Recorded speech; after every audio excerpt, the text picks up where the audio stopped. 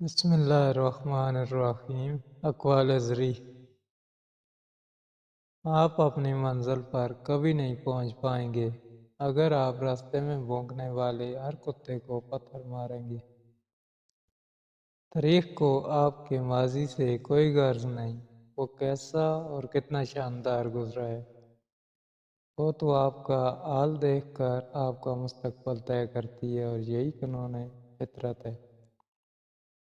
ہم زندگی میں ضرور کامیاب ہوں گے اگر ہم ان نصیحتوں پر عمل کر لیں جو ہم دوسروں کو دیتے ہیں۔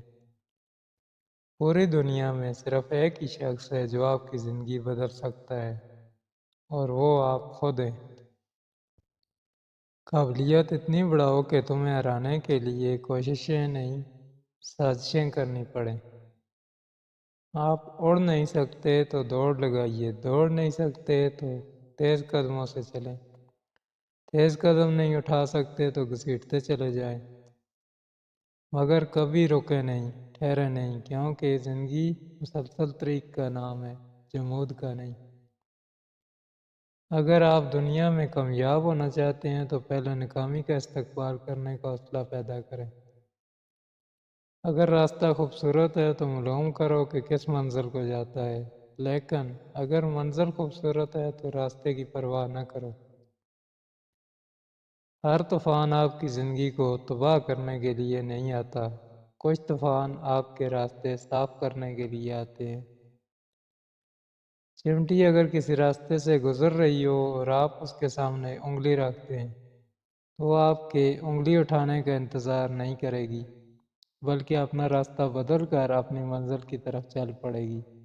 اس لیے کسی ایک راستے کو بند پا کر تھک ہار کر نہیں بیٹھنا چاہیے، بلکہ راستے اور بھی ہیں، اور روزی دینے والی ذات آسمان میں ہے۔ بسا اوقات وہ کسی چیز سے محروم کرتا ہے تاکہ تمہیں اس سے بہتر عطا کرے۔ محنت اتنی خاموشی سے کرو کہ تمہاری کامیابی شور مچا دے۔ میں نے زندگی میں صرف ایک ہی بات سیکھی ہے کہ انسان کو کوئی چیز نہیں ہرا سکتی جب تک وہ خود ہار نہ مان لے۔ تنقید، فقرے بازی اور طنز سے حوصلہ نہ ہارو، شور کھلاڑی نہیں، تماشائی کرتے ہیں۔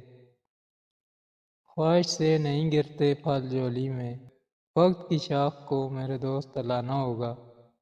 کچھ نہیں ہوگا اندھیروں کو برا کہنے سے، اپنے حصے کا دیا خود ہی جلانا ہوگا۔ کتے بھونکتے ہیں اپنے ہونے کا احساس دلانے کے لیے۔ جنگل کا سناٹا شیر کی موجودگی بیان کرتا ہے۔ جن میں تنہا چلنے کے حوصلے ہوتے ہیں، ایک دن انہی کے پیچھے قافلے ہوتے ہیں۔ منزل چاہے کتنی ہی اونچی کیوں نہ ہو، راستے ہمیشہ پیروں کے نیچے ہوتے ہیں۔